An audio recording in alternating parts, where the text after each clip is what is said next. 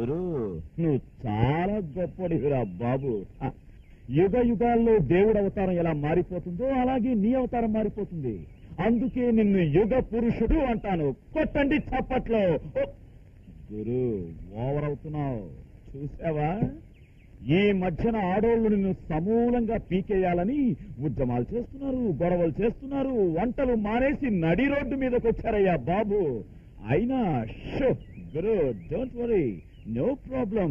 ఎందుకంటే గొప్ప నువ్వు లేకపోతే బుర్రలే పనిచేయవు.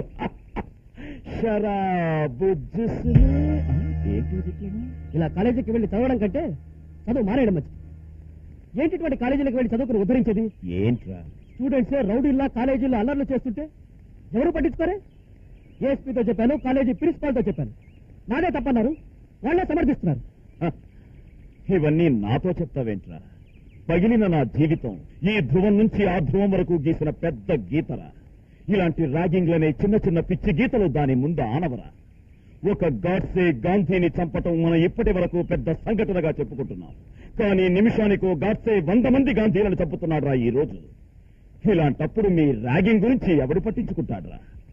రే అర్జున్, ఈ ప్రపంచంలో నాకంటే ఓడిపోయిన వాడున్నాడా? నాకంటే అవమానపడ్డవాడున్నాడా? నా సిన్సియారిటీని ఎవరు గుర్తించారు? నన్నెవరు సమర్థించారు? అయినా నేను భయపడ్డానా? బలహీనుండేరా ఈ లోకం బానిసను చేసేది.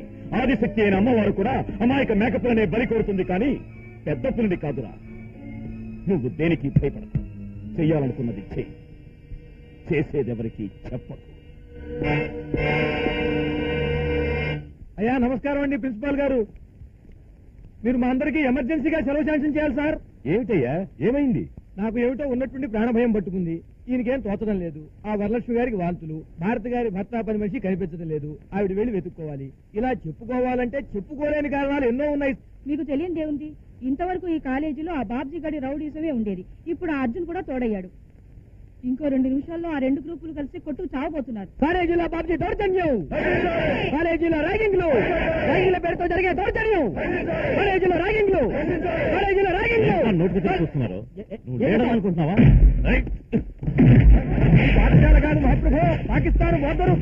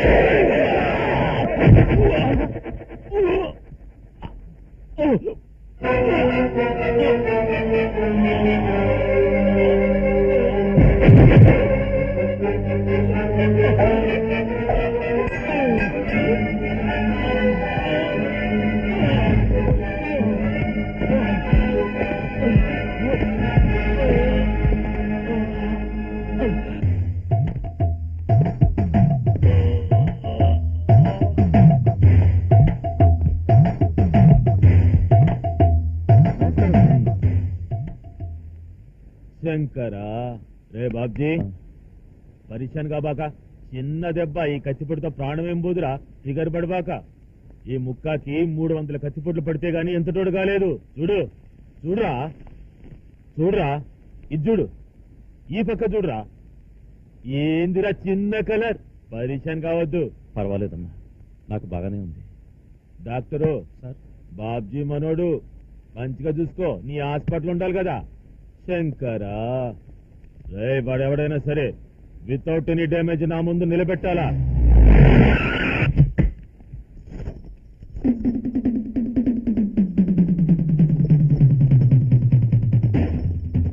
ఎక్కడ రాజన్ గారు?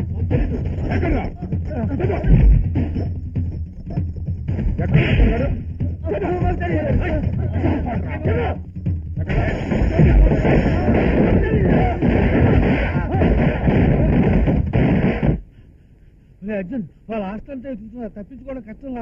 ఈడ లాభం లేదు కానీ మీ అన్నగాడికి పోరా, అక్కడనే సేఫ్. ఈ విషయాలు ఏవి అన్నయ్యకి తెలియకూడదు. ఆయన కంట్రోల్ చేయలేవు.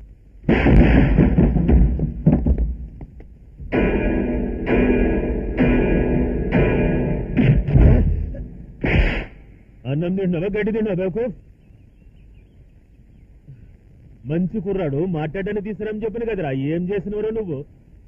నీ ముఖంలో నా కలర్ కనిపిస్తాందిరా, అందుకే ఇష్టపెట్టిన.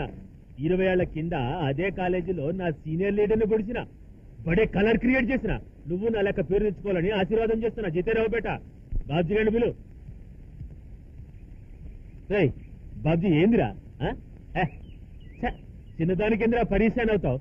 ఇప్పటిదాకా ఉన్న గొడవలు మర్చిపోండి, రష్యాలకి ఈడిపోబాకండి, వెస్ట్ జర్మనీ ఈస్ట్ జర్మనీ లెక్కనే కలిసి ఉండండి.